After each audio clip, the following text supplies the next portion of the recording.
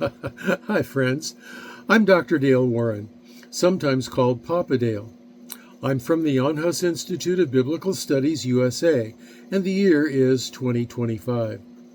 Today's topic is 1 Corinthians. It's the gospel, or it's the letter of Paul to the church at Corinth.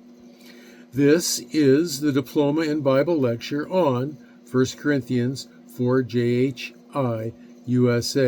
So, let's get right to it. Authorship. The Apostle Paul is widely regarded as the author of 1 Corinthians, addressing the issues facing the church in Corinth. His authority and personal experiences as an apostle and transformed follower of Christ, having been personally chosen by Jesus, give his teachings the weight of Scripture. Paul's authorship is significant because it assures readers of the authenticity and the divine inspiration of the letter. Understanding that Paul wrote this letter in response to real challenges faced by an early church community emphasizes the relevance of his teachings today. His personal touch encourages believers to engage deeply with the message, recognizing that it was written from a place of pastoral concern. 1 Corinthians 1 verse 1. There is historical context to the writing of this letter, and it is essential for interpreting its message. Corinth was a bustling city known for its commerce and diversity, yet it was also rife with moral decay, pagan practices, orgiastic sexual worship of pagan gods, and so forth. The church was established in this environment and struggled with issues such as immorality and cultural differences.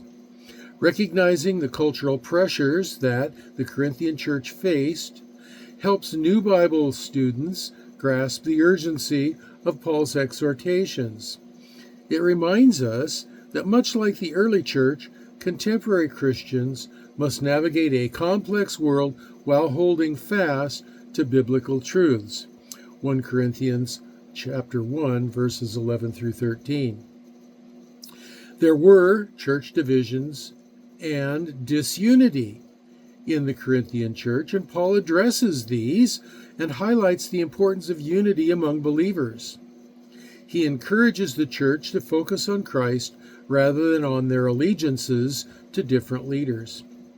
This call to unity is foundational for the health of any church and serves as a reminder that all believers are part of the body of Christ.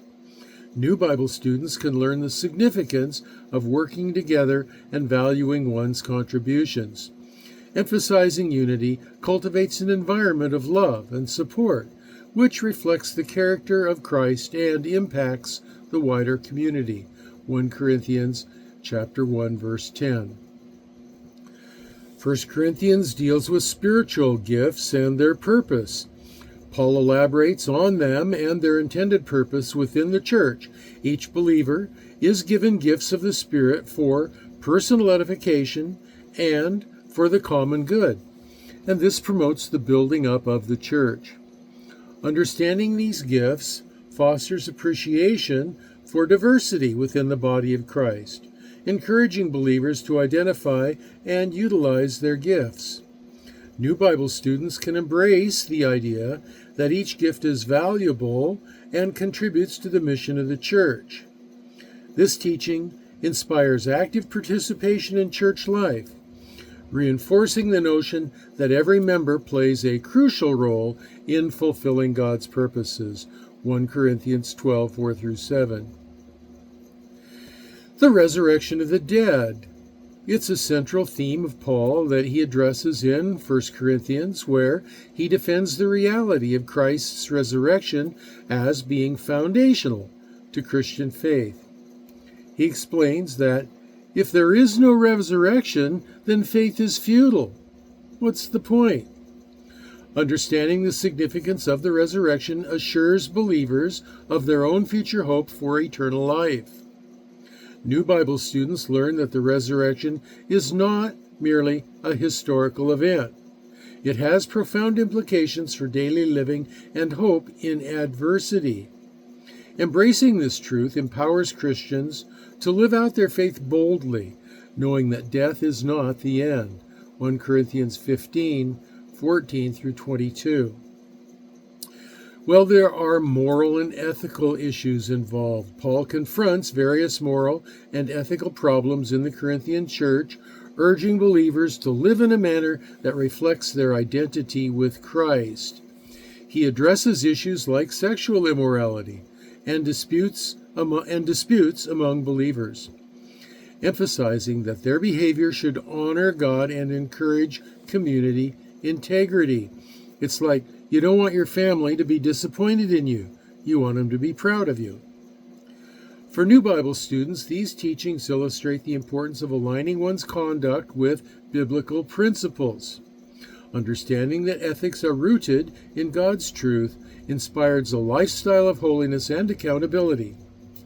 Ultimately, living ethically not only pleases God, but serves as a witness to the transformative power of the gospel in a spoken word. 1 Corinthians 5:9 through 11. Women in ministry. In 1 Corinthians 11:5, Paul writes, "But every woman who prays or prophesies with her head uncovered dishonors her head." This passage acknowledges two things: women's active participation in ministry roles within the church, suggesting that their voices and contributions are valuable to the congregation. While interpretations may vary, evangelical scholars affirm women's roles in ministry as they uphold biblical teaching. The implications for new Bible students involve properly understanding gender equality in Christ. There is equality of all believers in Christ, Galatians 3:28. While we must also accept the role God has given us and not covet another, 1 Corinthians 12:12 through 27. Women's proper role fulfillment enriches the church's mission, encouraging both genders to utilize their gifts with their respective roles. I might also add, an aside, men's proper role fulfillment enriches the church's mission as well. Men need to step up. When they don't, it leaves a vacuum that women seek to fill. And that may or may not be a good thing, or may not be part of God's plan, depending on the situation. The Lord's Supper.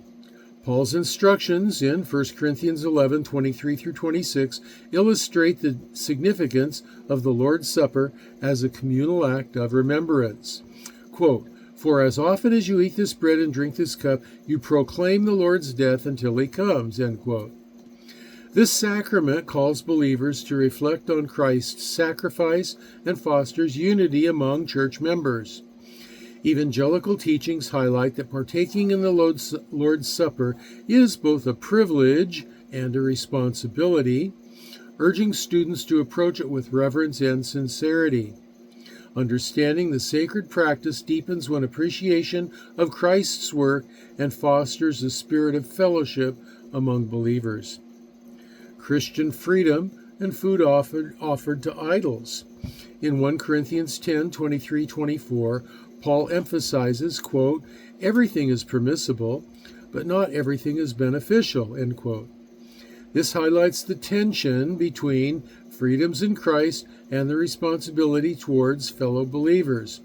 Also, when it says everything there, that doesn't mean that it's okay to go out and murder people or to have indiscriminate sex all over town. It's everything within the understanding of the moral structure of Christian faith. Although Christians are free from the law, they must consider the impact of their actions on others, especially regarding food offered to idols. That's the point that he's trying to make. This teaching encourages new students to recognize that true Christian freedom does not lead to self-indulgence, but fosters love and respect for others' consciences.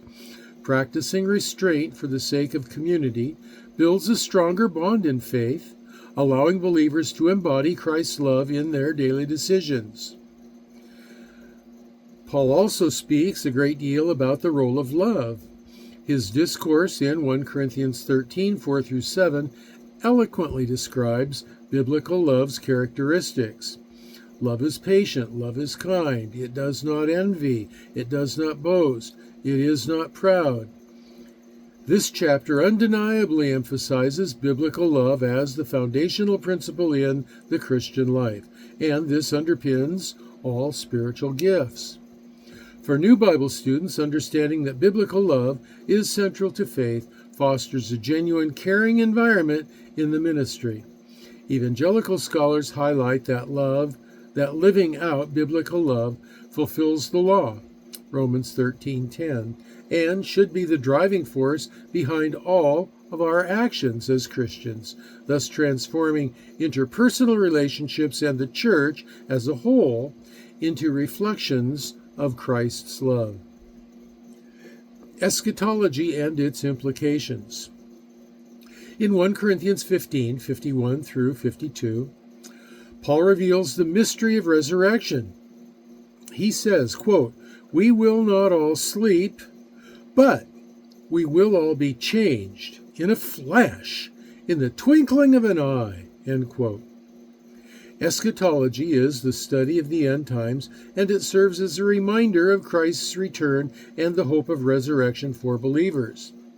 For new students, understanding eschatology encourages urgency in living out our faith while fostering an awareness of God's promises. This perspective promotes hope and encourages perseverance through life's challenges as believers anticipate eternal life with Christ. Emphasizing readiness for Christ's return shapes a transformative lifestyle centered on faith and mission. In summary, understanding the teachings of 1 Corinthians provides foundational truths about women in the ministry, the significance of the Lord's Supper, the balance of Christian freedom, and the primacy of love, and the implications of eschatology. And this enriches the faith journey of new Bible students. These themes collectively empower believers to embody Christ's message and actively participate in their faith community. So this has been your host, your old pal Papa Dale, and I'm going to sign off now. I'll see you in the next video. Please keep in mind, I will be praying for you, that you will be well and that you'll be blessed.